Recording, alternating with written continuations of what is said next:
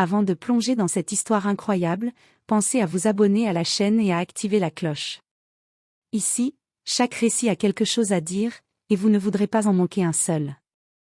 Marcus Holloway, PDG charismatique et milliardaire visionnaire, traversait le hall privé d'embarquement de First Sky Airlines avec toute l'assurance que procurent des années de succès et d'influence. Chaque pas résonnait sur le marbre poli, chaque mouvement de sa main évoquait le contrôle et le pouvoir. Il portait un costume gris anthracite parfaitement taillé, chemise blanche impeccablement repassée, et une montre en or qui valait à elle seule une petite fortune. Sa valise à roulettes noires glissait derrière lui avec la précision d'un drone. Le personnel de la compagnie aérienne se déplaçait autour de lui comme dans un ballet silencieux. Pourtant, lorsqu'il arriva à l'entrée de sa première classe, un frisson d'incompréhension traversa l'air.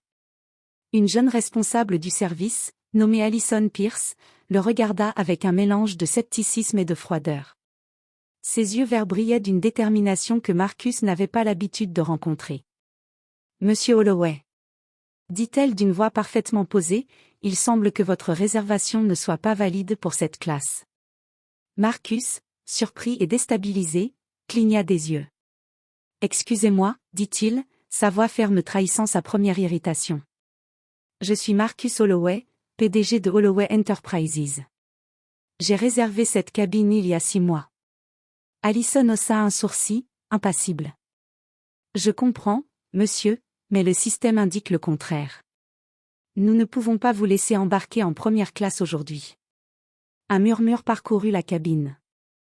Les passagers élégants en première classe levèrent la tête, certains avec curiosité, d'autres avec amusement. Marcus sentit la chaleur lui monter au visage, un mélange de honte et de colère. Ce n'était pas simplement une erreur de réservation, c'était une humiliation publique. Chaque seconde semblait s'étirer à l'infini. Il observa le personnel autour, attendant une intervention de leur part, un signe de loyauté. Mais à la place, il se tenait figé, silencieux, comme si la situation ne les concernait pas. La colère monta en lui, brûlante et incontrôlable. Comment une compagnie aérienne pouvait-elle traiter un PDG de cette manière dans sa propre cabine privée? Marcus inspira profondément, essayant de garder son calme. Très bien, dit-il lentement, chaque mot pesé avec autorité. Si vous refusez de me laisser embarquer, alors toute l'équipe responsable de cette humiliation répondra de ses actes. Son regard glissa sur Alison, puis sur le reste du personnel. Il pouvait déjà imaginer les réunions d'urgence, les licenciements, la cascade de conséquences qui allait s'abattre sur eux, en moins de 5 minutes. Pour Marcus Holloway, ce vol en première classe venait de devenir bien plus qu'un simple voyage, c'était une bataille pour le respect, une démonstration de pouvoir et une leçon que personne n'oublierait jamais.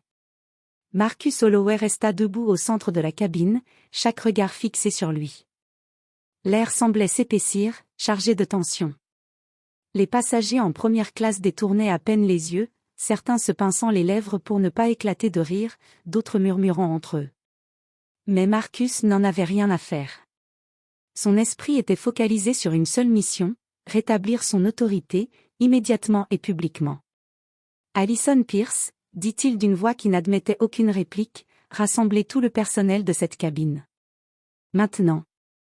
La jeune femme, d'abord surprise par l'audace du milliardaire, hocha la tête et fit signe à 3 hôtesses et 2 stewards de se regrouper à l'avant de la cabine. Chacun d'eux portait encore son sourire crispé, sentant qu'un orage venait de s'abattre. Marcus s'avança lentement, sa silhouette imposante remplissant l'allée. Ses yeux bleus perçants balayèrent l'équipe, notant chaque tic nerveux, chaque hésitation. « Vous êtes responsable de l'un des pires manquements que j'ai jamais vus dans ma vie, » déclara-t-il, sa voix froide comme l'acier. Refuser l'accès à un PDG dans sa propre première classe, c'est inacceptable. Il fit une pause, laissant le poids de ses mots s'installer dans l'esprit de chacun. Puis, lentement, il continua, « Je vais vous donner 5 minutes pour résoudre ce problème. Sinon, chacun d'entre vous perdra son emploi. Compris ?» Les murmures s'éteignirent. Les employés se regardèrent, tremblants. Alison, qui avait osé lui tenir tête quelques instants plus tôt, sentit ses jambes fléchir. Elle ne pouvait pas croire ce qu'elle entendait, mais l'intensité dans le regard de Marcus la convainquit qu'il ne plaisantait pas. « Monsieur Holloway. Commença timidement une hôtesse, nous pouvons, peut-être trouver une solution. Marcus secoua lentement la tête. Non. La seule solution ici, c'est la responsabilité. Et vous êtes tous responsables. Il sortit son téléphone, pianota rapidement et fit signe à Allison de s'approcher.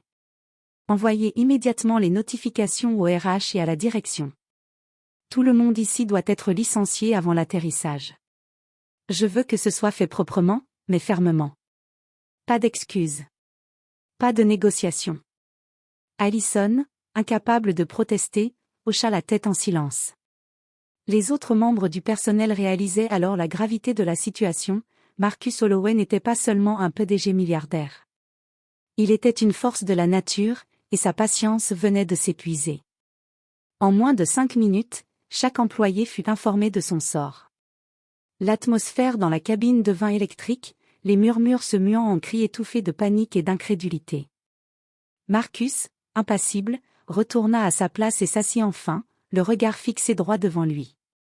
Il n'avait pas seulement rétabli son autorité, il avait donné une leçon qui allait être racontée dans tous les bureaux de la compagnie aérienne. Le vol, qui devait être un simple trajet confortable, venait de se transformer en un théâtre de pouvoir, où un seul homme avait rappelé à tous qui détenait le contrôle. Marcus Holloway n'était pas seulement un PDG. Il était une légende vivante de l'autorité. À peine le décollage terminé, Marcus Holloway observait le personnel désemparé de sa première classe. L'ambiance était désormais électrique, chacun sachant que sa carrière venait de s'effondrer en moins de 5 minutes. Les murmures et les excuses précipitées n'avaient plus aucune valeur. Marcus avait imposé sa loi, et le message était clair, aucun manquement à son autorité ne serait toléré. Pendant que les stewards et hôtesses tentaient maladroitement de reprendre leurs esprits, Marcus sortit son ordinateur portable et commença à rédiger personnellement des rapports à la direction générale de First Sky Airlines. Chaque mot était calculé, chaque phrase pesait lourd comme un marteau, nom des employés, description exacte de leur comportement et recommandations pour un licenciement immédiat. Allison Pierce, la responsable qui avait tenu tête au PDG quelques minutes plus tôt, s'approcha avec hésitation. Monsieur Holloway, certains de vos collègues pourraient trouver cela sévère. Marcus leva les yeux, glacial et pénétrant. Sévère? Non, Allison. Juste nécessaire. Le respect et le professionnalisme ne sont pas négociables. Et vous venez de prouver que certains ne sont pas dignes de travailler ici. Le reste du personnel regardait la scène avec une terreur silencieuse. Les employés comprenaient que Marcus ne plaisantait pas, sa réputation de PDG inflexible n'était pas exagérée. Quelques passagers en première classe chuchotaient entre eux, fascinés par ce qu'ils étaient en train de voir. Il assistait à un spectacle rarissime, un milliardaire qui imposait ses règles, en direct, dans sa propre cabine. En moins de 15 minutes après le décollage, Marcus avait envoyé les notifications officielles au RH, licenciement immédiat pour tous les responsables de l'incident. L'effet fut instantané. Les emails clignotaient sur les téléphones des employés, et chacun lisait avec stupeur et incrédulité la sentence qui venait de tomber. Une hôtesse se mit à pleurer silencieusement, une autre s'efforçait de cacher sa panique derrière un sourire forcé. Marcus, impassible, se leva et déclara d'une voix qui résonna dans toute la cabine. Que cela serve d'exemple. Dans toutes les entreprises que je fréquente, et surtout dans la mienne, l'incompétence et l'arrogance ne sont pas tolérées. Vous venez de perdre plus qu'un emploi. Vous avez perdu la confiance de ceux qui comptent le plus. Puis, il retourna à son siège, reprenant son calme apparent, comme si rien ne s'était passé. Mais derrière ce masque, il savait que son action allait provoquer une onde de choc dans toute la compagnie aérienne. Les licenciements, en cascade, seraient un avertissement retentissant, personne ne pouvait défier Marcus Holloway sans en payer le prix. Alors que l'avion traversait les nuages à haute altitude, Marcus observa la scène avec satisfaction froide. Sa première classe n'était plus seulement un espace de confort et de luxe, c'était devenu un théâtre de pouvoir, et lui, le maître incontesté.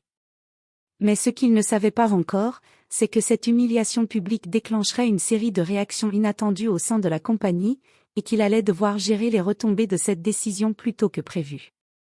À peine l'avion eut-il franchi le détroit de Floride que l'effet de l'action de Marcus Holloway se fit sentir à l'échelle de la compagnie. Les téléphones sonnaient sans arrêt. Les emails de Marcus, concis mais implacables, avaient provoqué une panique générale au siège de First Sky Airlines. Les cadres intermédiaires ne savaient plus comment réagir. Certains murmuraient entre eux, tandis que d'autres frappaient nerveusement sur leur clavier, tentant de limiter les dégâts. Au même moment, sur le tarmac de l'aéroport international de Miami, les anciens membres du personnel licencié venaient de recevoir la confirmation officielle. Les messages étaient clairs et sans appel, licenciement immédiat pour faute grave, accompagnés de détails précis sur leur comportement dans la cabine de Marcus. L'effet fut dévastateur. Plusieurs employés se laissèrent tomber sur un banc, les yeux écarquillés, incapables de croire à ce qui venait de se passer. Dans le cockpit, le pilote échangeait un regard inquiet avec son copilote. « Vous avez vu ce qu'il a fait dans la cabine de première classe ?» demanda le copilote. « Oui, et il ne plaisantait pas », répondit le pilote. Si un PDG milliardaire décide de réorganiser une compagnie en vol, personne n'est à l'abri. Pendant ce temps, Marcus, toujours assis dans son siège, observait calmement la scène. Il n'y avait aucune panique dans ses gestes, aucun signe de stress. Au contraire, un léger sourire effleura ses lèvres. Pour lui, la situation était simple, l'ordre devait être rétabli immédiatement, et la leçon devait être claire. Mais le chaos n'allait pas se limiter à la cabine ou à Miami. Les médias locaux et les réseaux sociaux commencèrent à s'emparer de l'histoire. Un passager influent, témoin de la scène, publia un tweet. Incroyable. Marcus Holloway, PDG milliardaire, humilie tout le personnel de First Sky Airlines dans sa propre première classe. Licenciements immédiats en direct. #pouvoir #humiliation #First Sky. En quelques minutes, le post devint viral. Les hashtags explosèrent, et la compagnie se retrouva au centre d'une tempête médiatique. Les réactions furent mitigées, certains saluaient l'audace du milliardaire, d'autres condamnaient la brutalité de ses méthodes. Mais une chose était sûre, personne n'oublierait ce vol de sitôt. Alors que le ciel s'assombrissait à l'approche de la côte des États-Unis, Marcus continua de surveiller la situation depuis son siège. Il savait que la vraie bataille ne faisait que commencer, réparer la réputation de la compagnie, gérer le chaos médiatique, et s'assurer que personne n'oserait jamais défier son autorité à nouveau. Mais il ignorait encore un détail crucial, certains des employés licenciés ne comptaient pas disparaître dans l'ombre. Ils avaient leurs propres contacts, et certains étaient prêts à riposter, ce qui promettait une confrontation bien plus explosive que celle qu'il venait de livrer dans sa première classe. Quelques heures après l'atterrissage, Marcus Holloway avait quitté l'avion avec la même assurance qu'il avait affichée dans sa première classe. Les caméras des médias locaux l'attendaient déjà, mais il ne montra aucun signe de nervosité. Au contraire, il savait que chaque mouvement serait scruté, analysé, commenté. Il avait déjà anticipé la tempête médiatique et préparé sa riposte. Dans le hall d'arrivée, les anciens employés licenciés attendaient, certains en colère, d'autres humiliés, prêts à parler aux journalistes. Mais Marcus ne se laissa pas surprendre. Avant même que quiconque puisse intervenir, son équipe de communication entra en action. Des communiqués précis, clairs et implacables furent diffusés. Marcus Holloway n'avait pas agi par caprice, mais pour protéger l'intégrité et la réputation de la compagnie, et chaque décision avait été prise pour garantir la sécurité et le professionnalisme de tous les passagers. Les réseaux sociaux explosèrent de nouveau, mais cette fois, le récit changea rapidement. Les témoignages des passagers de première classe, impressionnés par la fermeté et l'efficacité du PDG, commencèrent à circuler. Marcus Holloway n'était pas seulement un milliardaire arrogant, mais un leader capable de prendre des décisions radicales pour le bien commun. Cependant, la vraie bataille se jouait dans l'ombre. Certains des employés licenciés avaient contacté des avocats et menaçaient de poursuivre la compagnie pour abus de pouvoir et licenciement abusif. Marcus, prévoyant depuis le début, avait anticipé chaque angle. Ses équipes juridiques étaient prêtes, avec dossiers détaillés, preuves et enregistrements de l'incident dans la cabine. Chaque argument des employés était neutralisé avant même d'être présenté. Mais Marcus ne s'arrêta pas là. Il convoqua immédiatement une réunion stratégique avec les dirigeants de First Sky Airlines. Son objectif était clair, réorganiser entièrement le service premium et instaurer de nouvelles règles strictes de professionnalisme, tout en offrant une formation accélérée au personnel restant.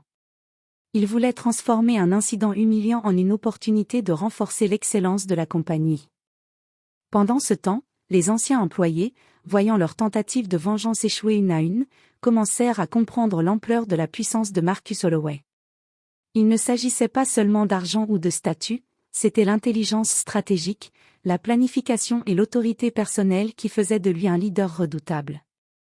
À la fin de la journée, Marcus se tenait dans son bureau, regardant par la fenêtre la ville qui s'illuminait au crépuscule. La compagnie était sauvée, sa réputation intacte, et les leçons avaient été données avec une précision chirurgicale. Il avait prouvé, une fois de plus, que dans le monde des affaires, le respect ne se mendie pas, il se commande. Et dans un monde où le pouvoir et l'influence dictent les règles, Marcus Holloway venait de rappeler à tous une vérité simple mais implacable: défier un PDG milliardaire dans sa propre première classe n'est jamais sans conséquence.